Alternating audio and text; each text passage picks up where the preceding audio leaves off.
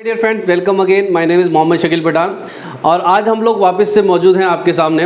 SSC JEE 2014 का paper हम लोग सॉल्व करने वाले हैं फॉर मैकेनिकल इंजीनियर। ओके, तो जब हम इसका सॉल्यूशन करेंगे तो आपको बहुत अच्छी चीज़ें ये पता चलेगी कि कौन से टॉपिक आपके लिए बहुत ज़्यादा इंपॉर्टेंट है for SSC JEE point of view और कौन से टॉपिक आपको लीव कर सकते हो। और यहाँ पर मैं कुछ खास बातें आपको एसएससी जेईई के लिए भी बताने वाला हूँ और इन सब क्वेश्चंस के डिस्कशन के दौरान। ओके, कुछ ट्रिक्स होंगी जो मैं आपको बताऊँगा यहाँ पर। ओके, चलते हैं हम क्वेश्चन नंबर फर्स्ट पे। तो पहले हम देखते हैं कि question number first SSC JEE 2014 mechanical के लिए अंदर क्या आया था। सो देखिए, क्वेश्चन नंबर फर्स्ट पूछा हुआ है पाइप फ्लो से। क्वेश्चन नंबर फर्स्ट में पूछा हुआ है कि laminar flow in a pipe average velocity is equal to.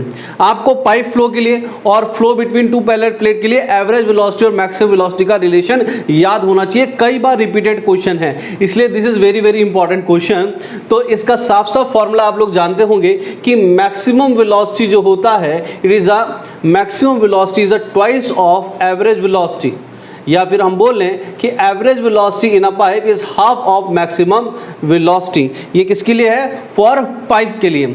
अगर लेमिनार फ्लो फॉर पाइप, ये है लेमिनार फ्लो फॉर पाइप के लिए, फॉर पाइप।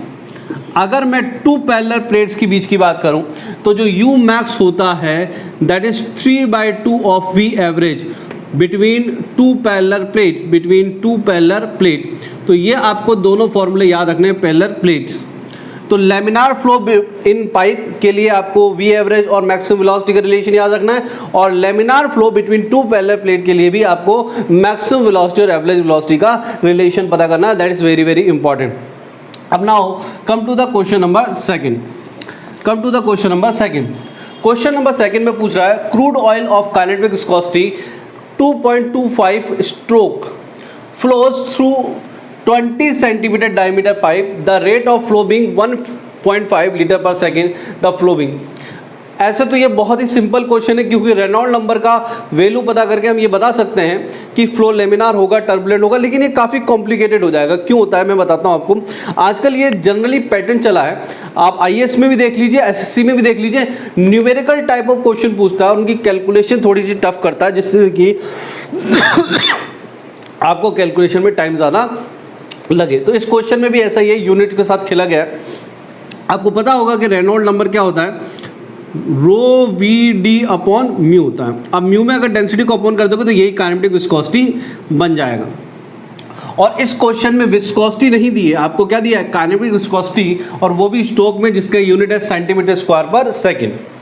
तो इसका मतलब काइनेटिक विस्कोसिटी आपको दे रखा 225 सेंटीमीटर स्क्वायर पर सेकेंड। अगर इसको मीटर में बदलेंगे तो 2 × 10⁻⁻⁴ से मल्टीप्लाई करेंगे और ये हो जाएगा मीटर स्क्वायर पर सेकंड। तो ये तो हमारे पास काइनेटिक विस्कोसिटी की यूनिट आ गई। उसके बाद हमको डायमीटर दे रखा है, तो डायमीटर को हम एज इट इज 0.2 मीटर में बदल देंगे, सेंटीमीटर का मीटर हो जाएगा। उसके बाद हमारे को डिस्चार्ज का रेट दे रखा है, फ्लो डिस्चार्ज लीटर में दे रखा है, तो आपको यहाँ पर मीटर क्यूब में बदलना होगा, और मीटर क्यूब में बदलने के लिए लीटर को 10⁻³ से मल्टीप्लाई करना है। ये सब बातें आपको याद रखनी है। अब पॉइंट वाली बात यह है कि इस फॉर्मूले में तो वेलोसिटी और यहाँ पर केवल डिस्चार्ज दे रखा है, तो आपको पता होगा डिस्चार्ज का फॉर्मूला एरिया इंटू वेलोसिटी होता है। तो वेलोसिटी निकालने के लिए डिस्चार्ज में अपॉन एरिया कर देंगे, तो डिस्चार्ज अपॉन एरिया हो जाएगा, तो इससे हमारी वेलोसिटी आ जाएगी। अब बात सिंपल है कि सर इन सारी वैल्यू को फॉर्मूले में रखिए, आंसर आ जाएगा। लेकिन आपको कहीं ना कहीं दिख रहा होगा कि इतनी सारी वैल्यू को फॉर्मूले में रख के आंसर लाने के लिए हमको बहुत सारा टाइम चाहिए, तो कैलकुलेशन में यहाँ पर दिक्कत होने वाली है। ओके, तो अगर आप उसको पूरी तरह से कैलकुलेट करने जाओगे तो आपका टाइम कंज्यूम हो जाएगा और बाकी क्वेश्चन के लिए आपके पास टाइम नहीं मिलेगा। तो आपको थोड़ा कैलकुलेशन को फास्ट करने के लिए आपको जो वैल्यूज़ है 2.5, 2, ये इन सब वैल्यूज़ को आपको नहीं देखना। मैं बताता हूँ कैसे करना है आपको। देखिए, यहाँ पर ये सारी वैल्यू हमारे पास आ गई। अब हम एक काम करते हैं, इसको फॉर्मूले में रखने की कोशिश करते हैं। तो हमारा फॉर्मूला हमने ऊपर लिखा था, इन सारी वैल्यू को इस फॉर्मूले में पुट करते हैं। तो रेनॉल्ड नंबर का फॉर्मूले में पहले तो वी आएगा, तो वी को डायरेक्टली Q/A लिख दो, 1.5 × 10⁻³ अपॉन एरिया कितना होगा π/4 d स्क्वायर। तो π/4 को डायरेक्टली वैल्यू याद रखिएगा 0.785 बोलते हैं, d स्क्वायर मतलब 0.2 का square.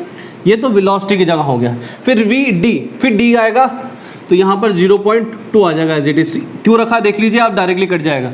Feeding upon new, new मतलब काइनेटिक विस्कोसिटी, और काइनेटिक विस्कोसिटी हमारे पास कितना है 2.25 × 10⁻⁴। ये हमारे पास वैल्यूज़ हैं।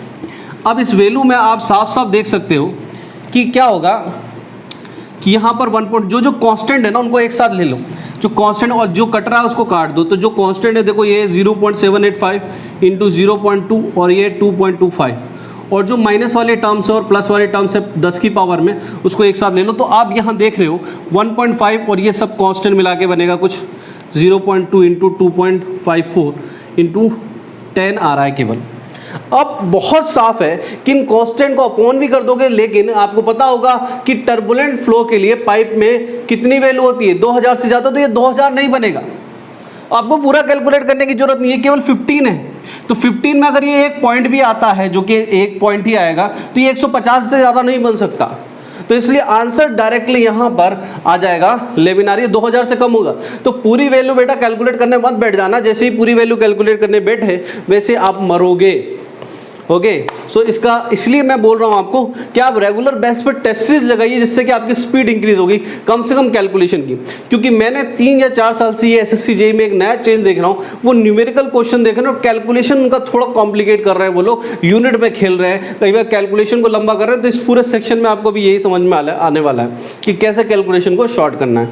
Okay, now come to the next question, that is question number 3rd। This is also good question and इसकी भी कैलकुलेशन उन्होंने टफ कर दी। अ रिएक्शन टर्बाइन डिस्चार्ज दे रखा है under a head of 8 metre and with the overall efficiency of 91% the power develop is. और सबसे अच्छी हाईलाइटेड बात क्या है इसकी, अगर आप ऑप्शन देखोगे तो बहुत ही क्लोज ऑप्शन है। इसका मतलब ये गुंजाइश नहीं है कि 9.81 को 10 रख दो, और इस तरह की गुंजाइश नहीं है। जब भी ऑप्शन क्लोज होते हैं बेटा, ये याद रखिएगा कि ऐसे गुंजाइश नहीं बचती कि आप अप्रोक्सीमेशन कर पाओ, इसलिए आपको एग्जैक्ट वैल्यू पे खेलना होगा यहाँ पर। सो देखिए यहाँ पर आपको पता हो कि ओवरऑल एफिशिएंसी का फॉर्मूला होता है power at shaft upon power at site, जो कि WQH स्मॉल WQH होता है, स्मॉल w स्पेसिफिक वेट होता है।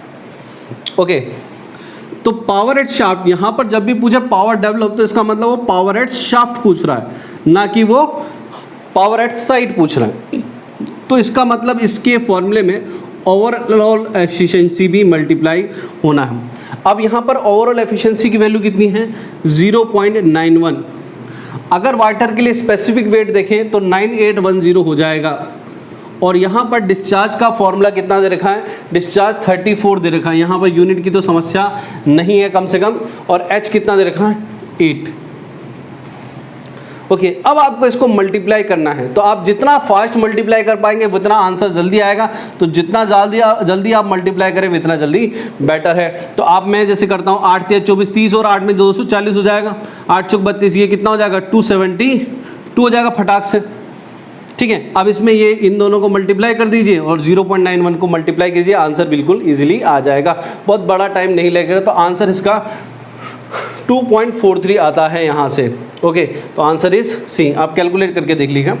उसके बाद नेक्स्ट क्वेश्चन दे रखा है जो कि बहुत सिंपल क्वेश्चन है। ये तो discharge of a centrifugal pump is, discharge of centrifugal pump is, centrifugal pump में जो डिस्चार्ज आता है वो पूरी पेरिफेरी से आता है, और पेरिफेरी से आता है तो इसका मतलब अगर ये सेंट्रीफ्यूगल पंप है तो इस तरह से डिस्चार्ज आ रहा है।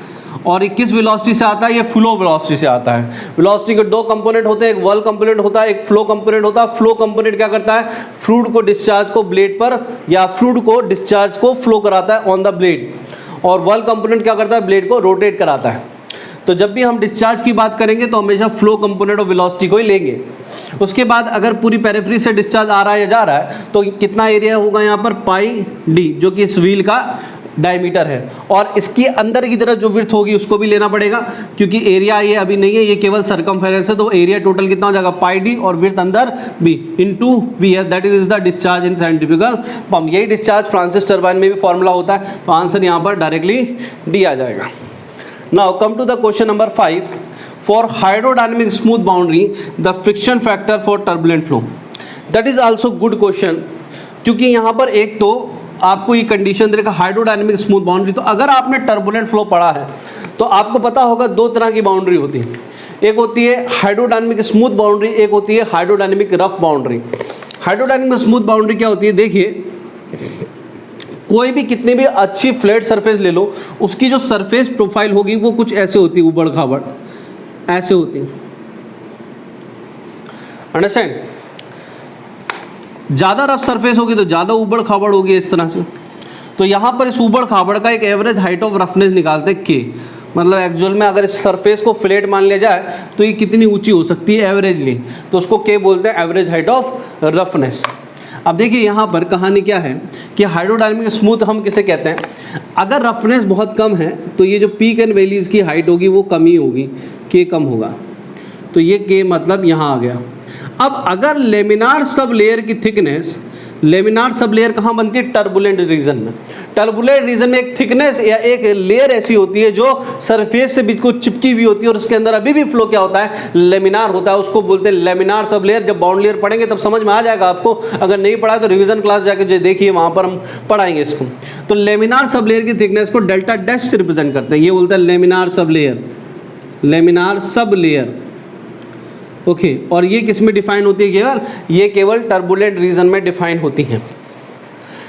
अब देखिए, अब जो भी टर्बुलेंट फ्लो होगा वो हमेशा या डिस्टर्बेंस होता है वो लेमिनार सब लेयर के ऊपर होता है, क्योंकि इसके अंदर फ्लो क्या है, अभी भी लेमिनार ही है।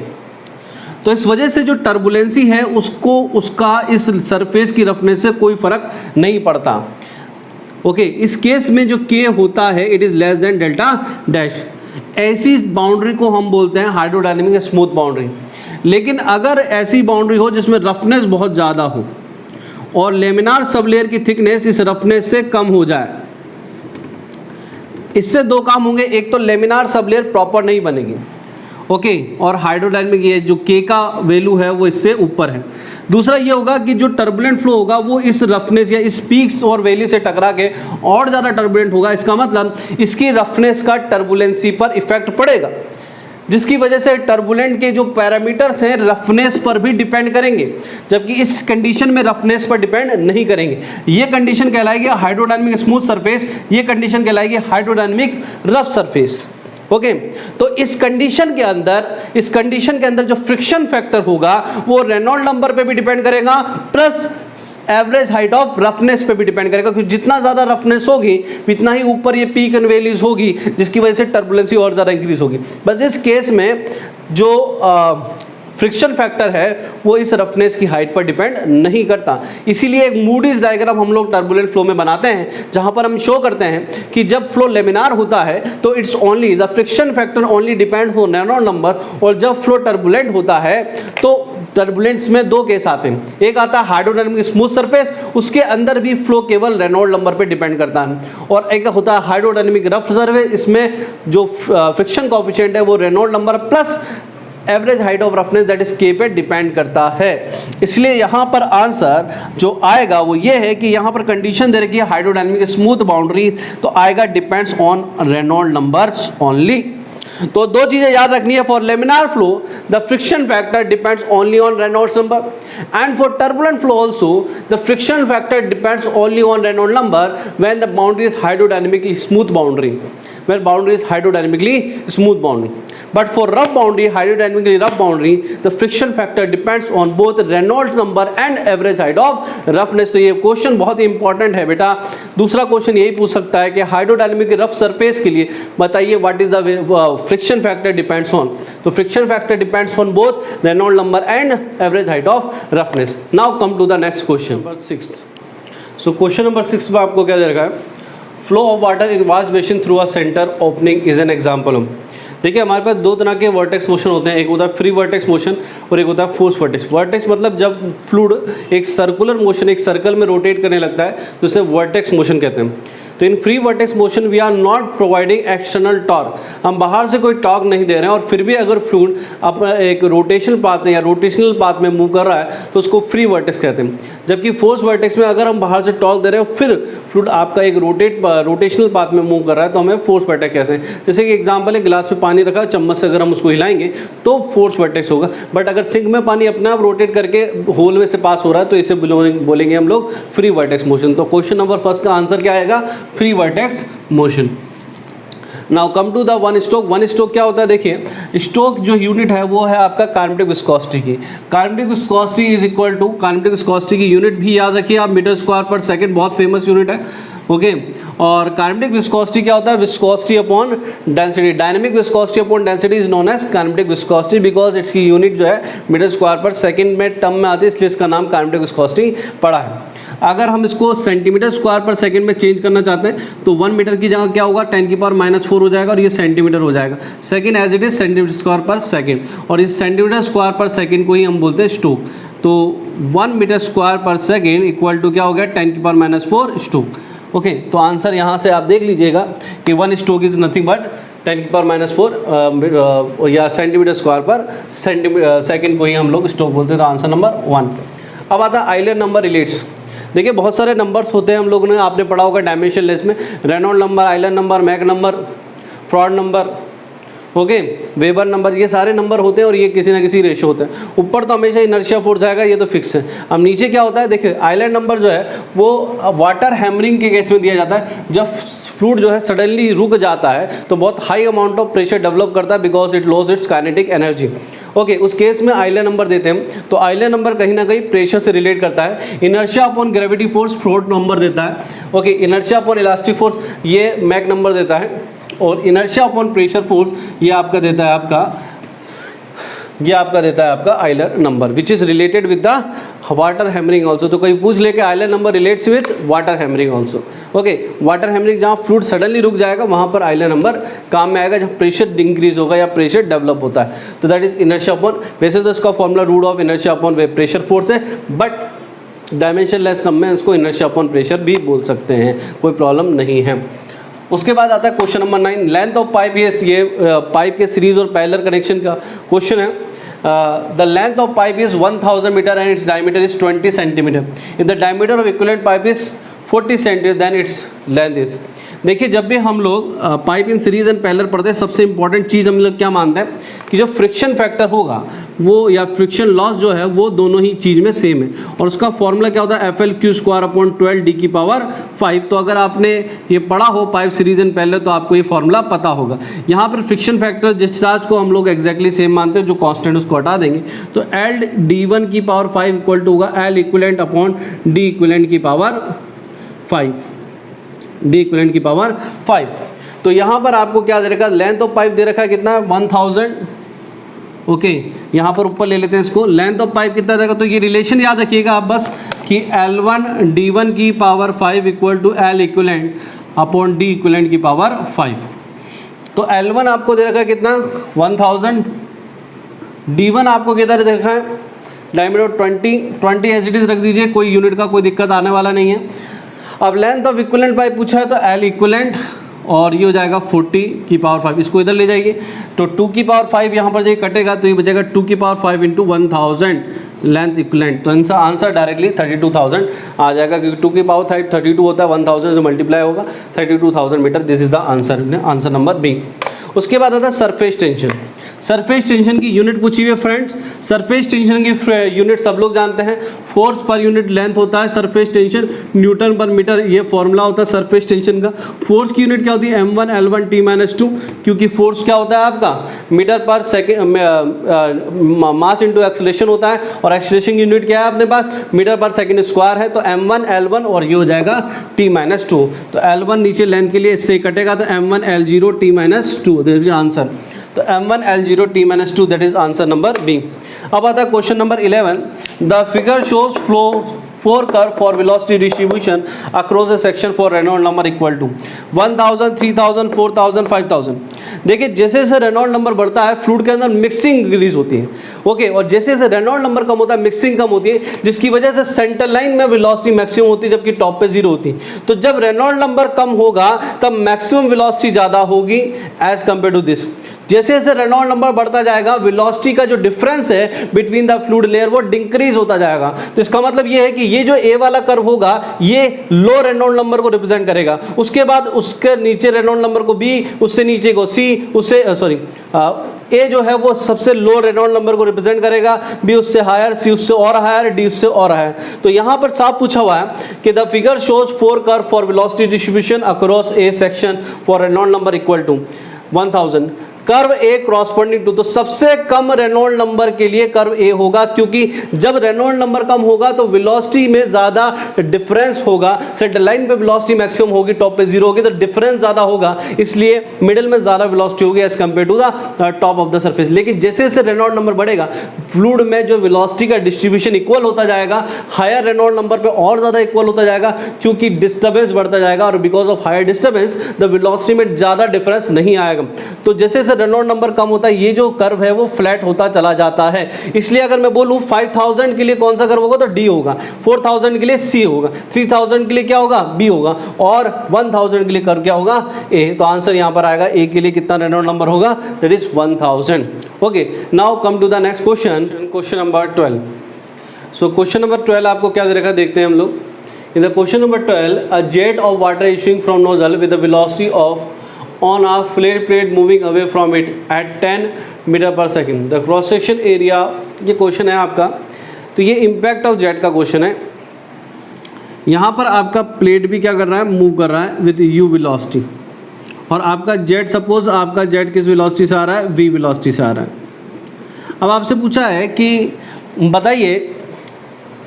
बताइए कि आपका जो प्लेट है उस पर कितना फोर्स लगेगा because of this jet impact. तो बेसिकली होता क्या है कि अगर हम फोर्स की बात करें, फोर्स होता है चेंज इन मूवमेंट, ओके। अब देखिए आने वाला मूवमेंट का जो चेंज होगा वो कितना होगा। देखिए सबसे पहली बात तो ये बताइए कि जब जेट से वाटर आ रहा होगा तो प्लेट भी क्या जा रही है, पीछे जा रही है। तो जितना वाटर, अगर यहाँ पर प्लेट स्टेशनरी होती तो जितना वाटर पहले आ सकता था उतना वाटर अब नहीं आएगा। तो अगर ऐसी प्रॉब्लम को आपको सॉल्व करना तो सबसे पहले आपको एक प्लेट को स्टेशनरी बनाना होगा, और एक प्लेट को स्टेशनरी बनाने के लिए आपको दूसरी प्लेट की जो वेलोसिटी है या जेट की वेलोसिटी उसको रिलेटिव वेलोसिटी में कन्वर्ट करना पड़ेगा। तो फिर ये वाली जो प्रॉब्लम है वो सिंपल स्टेशनरी प्लेट और इम्पैक्ट ऑफ जेट की हो जाएगी। ओके, तो एक बात बताइए कि अगर मैं इसको कोई चीज़, रिलेटिव वेलोसिटी तो आपने पढ़ा होगा, रिलेटिव वेलोसिटी क्या होता है। अगर मान लीजिए कोई चीज़ ऐसे जा रही है और उसके साथ ही उसी डायरेक्शन में दूसरी वस्तु भी जा रही है, तो इनके बीच की रिलेटिव वेलोसिटी क्या होगी, इन दोनों की वेलोसिटी का डिफरेंस होगा। ओके, रिलेटिव वेलोसिटी लेने का मतलब है एक को आप स्टेशनरी अज्यूम कर सकते हो, दूसरी की वेलोसिटी v माइनस यू मान सकते हैं। सपोज ये v से जा रहा है, ये u से जा रहा है। अब इसकी वेलोसिटी को मैंने 0 अज्यूम कर लिया तो इसकी वेलोसिटी कितनी हो जाएगी, v माइनस यू। उनके बीच का जो वेलोसिटी डिफरेंस है वो रिलेटिव वेलोसिटी हो जाता है। तो यहाँ पर देखिए अगर इस केस को मुझे कन्वर्ट करना है एक सिंपली स्टेशनरी प्लेट और इम्पैक्ट ऑफ जेट से, मतलब जो जेट है वो इस प्लेट से आके टकरा रहा है, तो फिर मुझे क्या करना पड़ेगा, इस प्लेट को स्टेशनरी मान लिया मैंने, तो इस केस में इसकी वेलोसिटी तो हो गई 0। अब जो जेट आ रहा होगा वो उस वेलोसिटी को मुझे लेना होगा v माइनस यू। अब ये सिंपल प्रॉब्लम हो गई। ओके, और इस सिंपल प्रॉब्लम में आप ये जानते हो कि जो फोर्स डेवलप होता है वो चेंज इन मूवमेंट के बराबर होता है। तो यहाँ से जो मूवमेंट आएगा वो m डॉट v होगा। m डॉट मतलब मास फ्लो रेट लेते हैं, क्योंकि चेंज लेंगे तो मास अपना भी मास फ्लो रेट में कन्वर्ट हो जाएगा।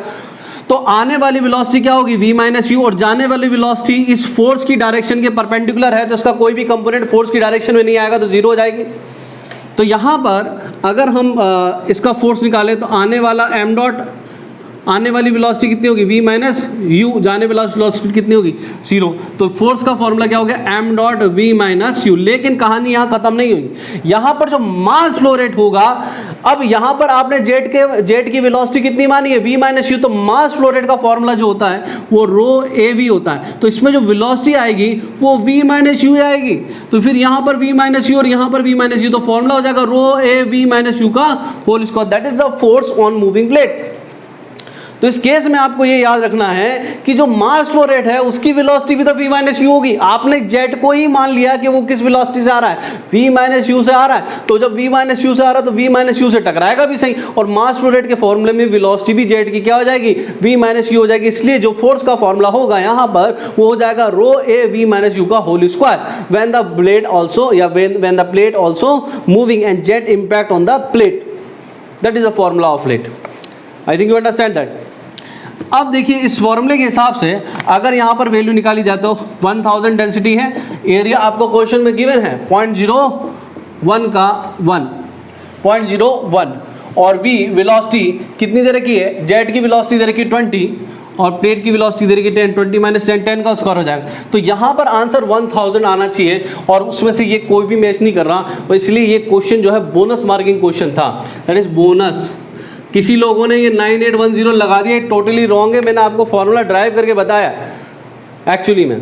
तो ये फॉर्मूला है, आप इसमें देखिए डेंसिटी ऑफ वाटर 1000 हमने ले लिया है, एरिया हमने ले लिया है 0.01 का स्क्वायर, वेलोसिटी ऑफ जेट जो हम लोग velocity water jet from nozzle with velocity on a plate, with velocity यहाँ पर दे रखी थी with velocity 20 metre per second on a plate, वे 10 मीटर पर सेकेंड। तो वेलोसिटी ऑफ जेट 20 है माइनस 10 का होल, तो ये जो फॉर्मूला है इससे आंसर 1000 आने वाला है। क्योंकि देखिए यहाँ से क्या होगा 10 का स्क्वायर 100 हो जाएगा, 0.01 मल्टीप्लाई होगा 1000, तो फोर्स का ना 100 न्यूटन। तो ये बोनस मार्किंग क्वेश्चन था। Okay, I think you understand that. Okay, और अगर सिंपल जेट का क्वेश्चन होता तो यहाँ पर v माइनस यू ना लेके हम लोग क्या लेते, वेलोसिटी लेते, v का स्क्वायर हो जाता, रो ए v का स्क्वायर हो जाता है, that is force on simple jet. Okay, so this is the question. Now come to the next question, hot wire anemometer is used to. देखिए ये याद रखना, बहुत बार रिपीटेड मैनर में हॉट वायर और रोटामीटर दो का क्वेश्चन बहुत सारा रिपीटेड वे में आता है। हॉट वायर एनोमीटर का काम है गैस वेलोसिटी को मेजर करना। इसका सिंपल प्रिंसिपल है कि एक वायर होता है जिसका टेम्परेचर ज़्यादा होता है, तो जब एयर उससे पास होगी तो उस वायर की जो हीट है वो एयर में जाएगी because of convection heat transfer. उस कन्वेक्शन हीट ट्रांसफर की वजह से वायर ठंडा होगा, तो जिस रेट से ठंडा होता है उसी हिसाब से उसकी वेलोसिटी कैलकुलेट कर ली जाती है। तो हॉट वायर एनोमीटर वहाँ यूज़ होता है जहाँ पे गैस की वेलोसिटी काफ़ी तेज़ी से फ्लक्चुएट हो रही है, तो वहाँ पर हम इसको यूज़ करते हैं to calculate the velocity of gas very easily. सो यहाँ पर आंसर आएगा गैस वेलोसिटी को मेजर करने के लिए हॉट वायर एनोमीटर काम में लिया जाता है। Now come to the question number 14। तो in the question number 14 also the question दे रखा है engine oil of viscosity 22.5 into 10⁻²⁵ pascal into second. ये आपकी डायनेमिक विस्कोसिटी की यूनिट है, तो कोई दिक्कत नहीं, डायनेमिक विस्कोसिटी दे रखी है। Is flowing through a pipe of radius 1 metre, average velocity of oil through pipe of 1.2 metre per second. Average velocity की वैल्यू दे रखी है। The velocity profile is parabolic. इसका मतलब ये लेमिनार फ्लो है और लेमिनार फ्लो में ही वेलोसिटी प्रोफाइल क्या होती है, parabolic. Then maximum velocity of oil, याद होगा पाइप के अंदर मैक्सिमम वेलोसिटी और एवरेज वेलोसिटी का मैंने रिलेशन आपको बताया है कि maximum velocity is twice of average velocity. तो इसमें कोई दिक्कत नहीं है, बिल्कुल सिंपल क्वेश्चन है बेटा। आप इसका जस्ट डबल कर दीजिए जो कि आंसर ये होगा। 1 मिनट का आंसर है। बच्चे यहाँ पर यूनिट में कंफ्यूज, इतनी सारी वैल्यू आपको केवल बेवकूफ़ बनाने के लिए दी जा रही है। आपको पता है U maximum is equal to 2 into V average. V average आपको दे रही है क्वेश्चन में 1.2, answer is 2.4, direct answer. Now come to the question number 15। It is a very very beautiful question बेटा, बिकॉज बहुत सारे बच्चों को ये कंसेप्ट नहीं पता होगा और बहुत सारे बच्चे इस क्वेश्चन में गलती करेंगे। मॉडल प्रोटोटाइप से क्वेश्चन है, तो अगर आपको इस सेक्शन से क्वेश्चन में प्रॉब्लम आती है तो आप रिवीजन क्लास में जाइए, वहाँ पर मैं इस बहुत अच्छे से और इसको एक्सप्लेन करूँगा। तो देखिए मॉडल और प्रोटोटाइप में किस तरह से क्वेश्चन होता है। टाइम रेशियो का क्वेश्चन है बेटा ये। देखिए इस क्वेश्चन में क्या है, क्वेश्चन में आपको दे रखा है इन अ 100 scale model of a harbor, time which corresponding to the prototype tidal period of 12 hour will be in hours। जिस बच्चे ने नहीं पढ़ा उसको आइडिया भी नहीं लगेगा क्वेश्चन है क्या। सो देखिए कहानी क्या है, अगर आपने मॉडल ऑफ प्रोटोटाइप पढ़ा हो तो जो हार्बर की प्रॉब्लम आती है या ओपन चैनल की प्रॉब्लम आती है, जहाँ पे टोइंग ऑफ द शिप की बात करेंगे, यहाँ पर या शिप की बात करेंगे, तो वहाँ पर फ्रॉड नंबर डोमिनेट करता है। बहुत सारे नंबर होते हैं, उनमें से कौन सा नंबर डोमिनेट कर रहा है ये प्रॉब्लम से देख के हमें पता चलता है। तो इस केस में हार्बर की बात हो रही है तो यहाँ पर फ्रॉड नंबर डोमिनेट करेगा, क्योंकि कुछ ना कुछ ये ओपन चैनल सा लग रहा है। अब फ्रॉड नंबर डोमिनेट करने का मतलब है कि fraud number for model and fraud number for prototype क्या होगा, सेम होगा। अब फ्रॉड नंबर का फॉर्मूला आप लोग जानते हैं V/√GL। तो V/√GL फॉर मॉडल और V/√GL फॉर प्रोटोटाइप क्या होगा, सेम होगा। तो यहाँ पर velocity upon model upon velocity upon prototype, जी जो है वो एक कांस्टेंट है, कट जाएगा। इक्वल टू क्या लिखा जा सकता है, root of length of model upon length of prototype. तो यहाँ पर क्या होगा, वेलोसिटी रेशियो इक्वल टू क्या होगा, रूट ऑफ लेंथ रेशियो। यहाँ पर वेलोसिटी रेशियो और लेंथ रेशियो के बीच में रिलेशन निकला जब हमने फ्रॉड नंबर को बराबर किया कि velocity ratio will be equal to length ratio. तो वेलोसिटी रेशियो किसके बराबर हो जाएगा, length ratio, root of length ratio के बराबर हो जाएगा। अब यहाँ से कहानी आगे स्टार्ट होती है। यहाँ तक आई थिंक यू अंडरस्टैंड दैट कि हार्बर की प्रॉब्लम थी, फ्रॉड नंबर को बराबर करना था, तो फ्रॉड नंबर को हमने बराबर कर लिया। तो velocity of model upon velocity of prototype को हम क्या बोलते हैं, velocity ratio. Length of model upon length of prototype को क्या बोलते हैं, लेंथ रेशियो। तो velocity ratio equal to root of length ratio आ चुका है यहाँ पर। अब देखो कहानी यहाँ से आगे बढ़ती है। अब देखो जो टाइम होता है वो वेलोसिटी या वेलोसिटी क्या होती है आपकी, मीटर पर सेकंड, या लेंथ अपॉन टाइम होती है। तो टाइम को हम लिख सकते हैं लेंथ अपॉन वेलोसिटी भी तो लिख सकते हैं। इसी तरह से टाइम रेशियो मतलब time for model upon time for prototype के रेशियो को हम length ratio upon velocity ratio लिख सकते हैं, दैट इज टाइम रेशियो। तो length ratio upon velocity ratio, तो लेंथ रेशियो यहाँ से क्या है और वेलोसिटी रेशियो क्या, देखिए लेंथ रेशियो का मतलब है जो स्केल मॉडल स्केल दे रखा है 1/100। अब देखो वेलोसिटी रेशियो को हम रूट ऑफ एल आर लिख सकते हैं। तो टाइम रेशियो इक्वल टू क्या होगा यहाँ पर, length L R upon root of L R. तो एल आर से रूट ऑफ एल आर गया, तो टाइम रेशियो इक्वल टू क्या आ गया, रूट ऑफ एल आर। अब रूट ऑफ एल आर, तो टाइम रेशियो क्या है, time for model upon time for prototype, that is time for ratio. Length ratio क्या है, जो मॉडल स्केल दे रखा है, दैट इज 1/100। अब यहाँ पर क्वेश्चन में आपको प्रोटोटाइप का टाइम दे रखा है कि 12 घंटे, the prototype tidal period of 12 hour. 12 घंटे किसका है, प्रोटोटाइप का है। तो मॉडल का कितना होगा, कुछ नहीं करना, 12 इंटू रूट ऑफ 100 का हो जाएगा 10, तो ये हो जाएगा 1.2। तो आंसर नंबर यहाँ पर डी आ जाएगा। ओके, तो time for model, same phenomena model में होने के लिए कितना टाइम लगेगा, 1.2। तो answer is D. Okay, now come to the next number 16। So in the question number 16 आपसे पूछा है कि द कोफिशिएंट ऑफ डिस्चार्ज और कोफिशिएंट ऑफ वेलोसिटी और कोफिशिएंट ऑफ कॉन्ट्रैक्शन के बीच में रिलेशन क्या है। तो एज यू ऑल नो कि हम लोग अगर Q actual upon Q theoretical करते हैं तो ये क्या हो जाता है हमारे पास, सी डी। ओके, और क्यू एक्चुअल को हम एरिया एक्चुअल और velocity actual upon Q theoretical को एरिया थ्योरेटिकल और वेलोसिटी थ्योरेटिकल अगर हम लिखते हैं, यहाँ पर सी है, ये सी है, एक्चुअल के लिए लिख दो चाहे तो आप, और एरिया थ्योरेटिकल और वेलोसिटी थ्योरेटिकल करेंगे तो एरिया का रेशियो क्या कहलाता है, कोफिशिएंट ऑफ कॉन्ट्रैक्शन। वेलोसिटी का रेशियो क्या कहलाता है, कोफिशिएंट ऑफ वेलोसिटी। तो यहाँ पर सी डी को हम क्या लिख सकते हैं, C C into C B. इसलिए आंसर क्या आएगा यहाँ पर, answer number C. Now come to the next question, that is direct formula based question है। कैपिलराइज की हाइट का फार्मूला पूछा है, तो 4 sigma cos theta rho g d होता है, आपको याद होना चाहिए 4 sigma cos theta rho g d. Capillary rise between in tube will be 4 sigma cos theta upon rho g D.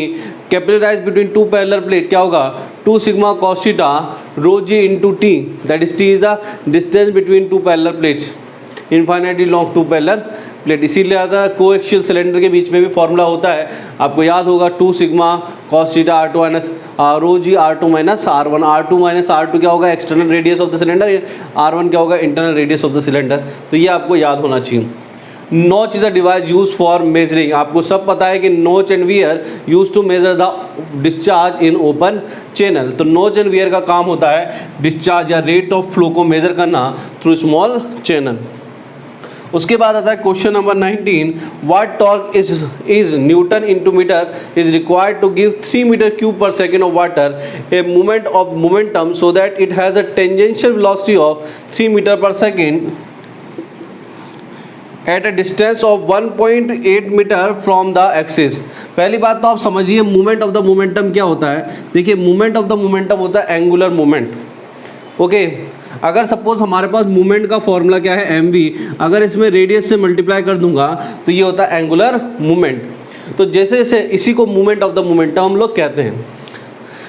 जैसे कि चेंज इन मूवमेंट क्या होता है आपका, change in movement force generate करता है, इसी तरह से change in movement of the momentum आपका क्या जनरेट करता है, या चेंज इन एंगुलर मोमेंटम आपका क्या जनरेट करता है, टॉर्क डेवलप करता है। तो टॉर्क का यहाँ पर फॉर्मूला हो जाएगा, torque will be equal to D upon D T M V R. तो डी अपॉन डी टी से मास फ्लो रेट में चेंज आएगा तो M dot V into R हो जाएगा ये।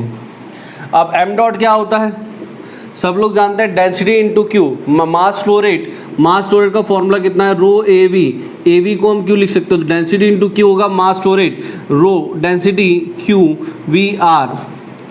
तो रो क्या है, डेंसिटी ऑफ वाटर, क्यू कितना दे रखा है आपको 3, वेलोसिटी कितना दे रखा है, टेंजेंशियल वेलोसिटी जो जनरेट होना है that is 3 metre per second, और कितने रेडियल डिस्टेंस पर 1.8। तो इसको सॉल्व करेंगे तो आपके पास आंसर आ जाएगा 1/6 to 100। आप इसको सॉल्व करके देख लीजिए ना। ठीक है, तो इससे आपका आंसर आ जाएगा टॉर्क का 1/6/100, that is the answer.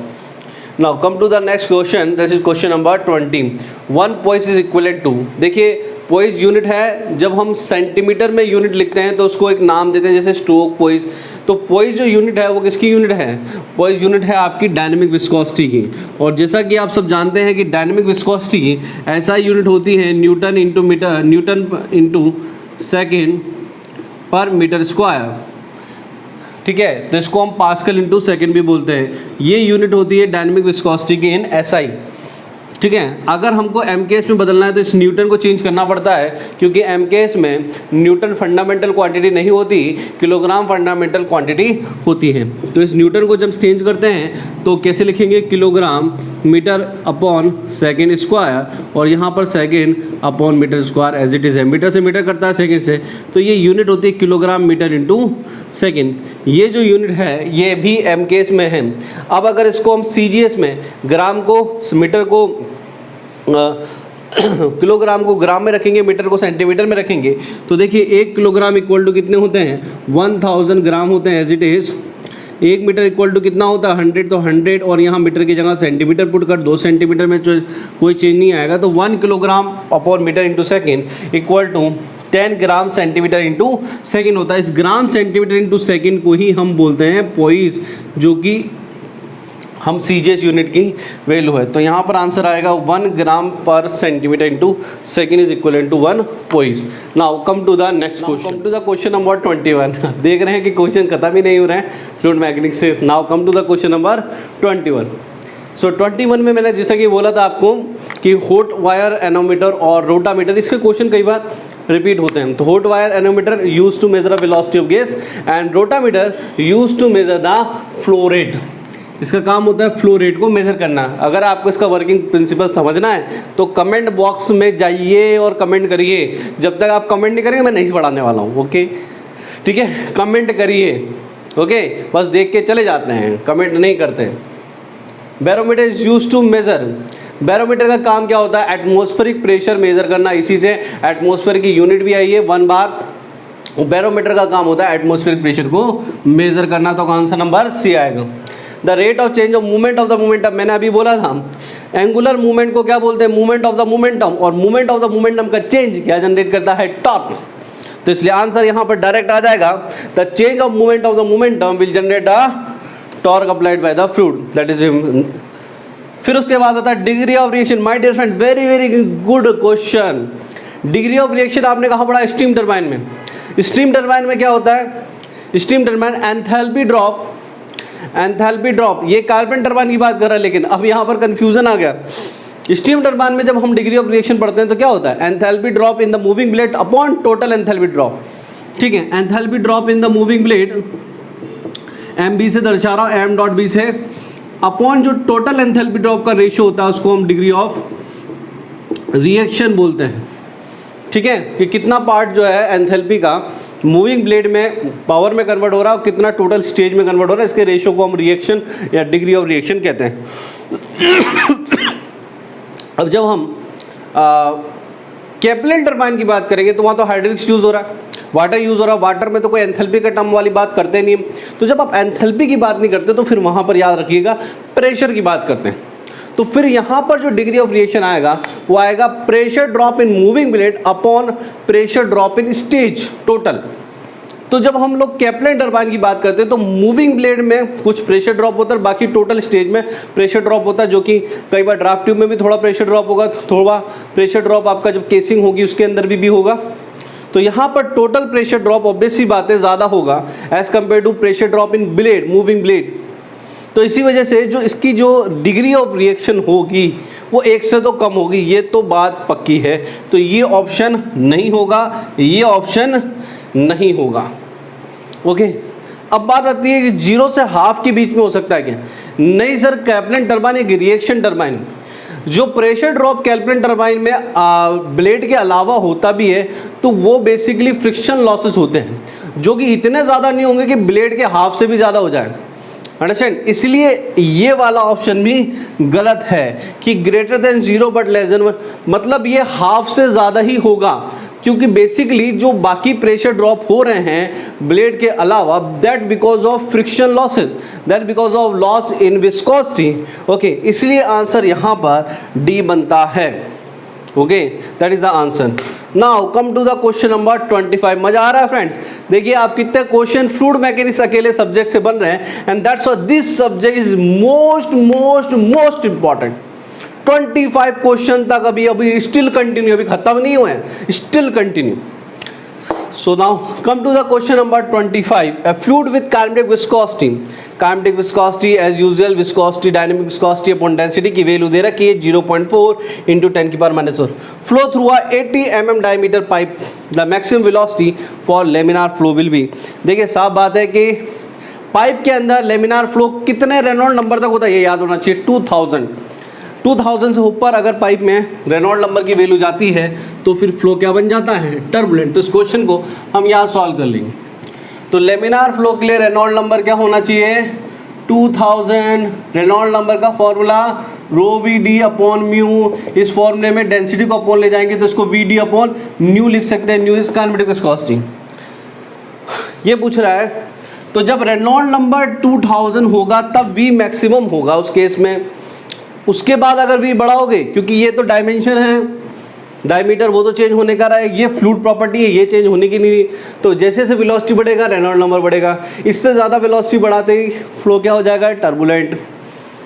2000 velocity की वैल्यू पूछी है। डायमीटर क्या है यहाँ पर? आप देखिए डायमीटर 80 mm है, तो 80 × 10 की पावर -3 लिख सकते हैं। काइनेमेटिक विस्कोसिटी की अगर हम बात करें तो ये है 4 × 10 की पावर -5।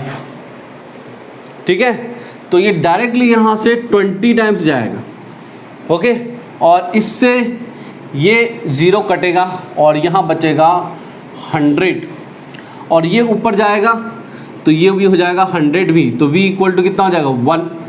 1 से ज़्यादा होते ही फ्लो क्या हो जाएगा? टर्बुलेंट या ट्रांजिशन रीजन में पहुंच जाएगा। तो आंसर यहाँ पर क्या आ जाएगा? सी। ओके, 25 क्वेश्चन स्टिल कंटिन्यू, अभी और भी बचे हैं इसके अंदर। एसएससी जेईई 2014 के अंदर सबसे ज़्यादा क्वेश्चन आते हैं फ्लूइड मैकेनिक्स टॉपिक से। 25 नहीं 30 क्वेश्चन थे total, 30 question from fluid mechanics only. Now come to the question number 26. So in the question number 26, the quantity which is equal to rate of change of movement is equal to, मैंने बोला था rate of change of movement, angular movement क्या होता है या movement of the movement क्या होता है? Torque. Rate of change of movement क्या होता है? बचपन से पढ़ते हैं, फोर्स। तो answer is force, answer is D. Now multi stage centrifugal pump are use to obtain. देखिए जब भी सेंट्रीफ्यूगल पंप में मल्टी स्टेजिंग की जाती है तो एक पर्पस को सॉल्व करने के लिए की जाती है, वो है हेड इंक्रीज करने के लिए। क्योंकि सेंट्रीफ्यूगल पंप में डिस्चार्ज तो काफ़ी आता है बट हेड इतना ज़्यादा अवेलेबल नहीं होता, तो वहाँ पर मल्टी स्टेज जब किया जाता है to increase the head not discharge, because discharge already high in the centrifugal pump. Okay, तो यहाँ पर हेड को इंक्रीज करने के लिए ही सेंट्रीफ्यूगल पंप में को सीरीज में लगाया जाता है। तो यहाँ पर साफ आएगा answer is C, that is head. उसके बाद आता path trace by single fluid particle of smoke issuing from a burning wooden stick is a path trace by single fluid particle is known as path line. ये definition है path line की। उसके बाद आता है current meter is a device for measuring. देखिए current meter जो है ओशन में यूज़ होता है वाटर की वेलोसिटी को मेज़र करने के लिए, शिप वगैरह के अंदर ये यूज़ होता है। इसे ओशनोग्राफिक डिवाइस कहते हैं और इसका काम है वेलोसिटी ऑफ वाटर को मेज़र करना। Okay, next question is, last question is question number 13। Density of water is maximum. सब लोग जानते हैं 4 डिग्री सेल्सियस पे डेंसिटी मैक्सिमम होती है, लेकिन यहाँ पर केल्विन में, सॉरी ये केल्विन दे रखा है यहाँ पर, तो 4 डिग्री सेल्सियस 273 + 4 अपना हो जाएगा 277। तो answer is A. So my dear friend, आप देख सकते हैं कि फ्लूइड मैकेनिक्स से कितने ज़्यादा क्वेश्चन आए हैं गेट 2014 में।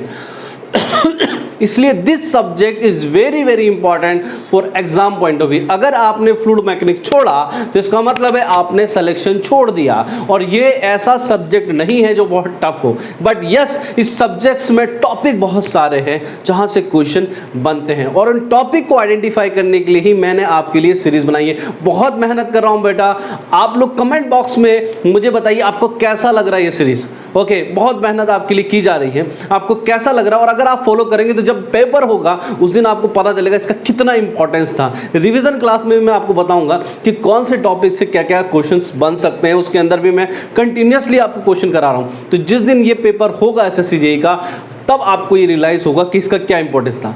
लेकिन ऐसा ना हो कि टाइम निकल जाए और आप इस पर ध्यान ही ना दें। ओके, ये बहुत एक्सपीरियंस के साथ किया जा रहा चीज़ है। ओके, तो प्लीज़ कमेंट कीजिए, लाइक कीजिए और अपने दोस्तों के साथ इसको शेयर कीजिए और सब्सक्राइब जरूर कीजिएगा। ओके, सब्सक्राइब अवर चैनल, क्योंकि हमें आप लोगों के इंकरेजमेंट की जरूरत है। ओके, जब तक आप हमारा काम आप तक नहीं पहुंचेगा ना, मज़ा नहीं आता। ओके, तो अगर आपको अच्छा लग रहा है और आप और अच्छे वीडियो चाहते हैं तो please subscribe our channel. Thank you very much.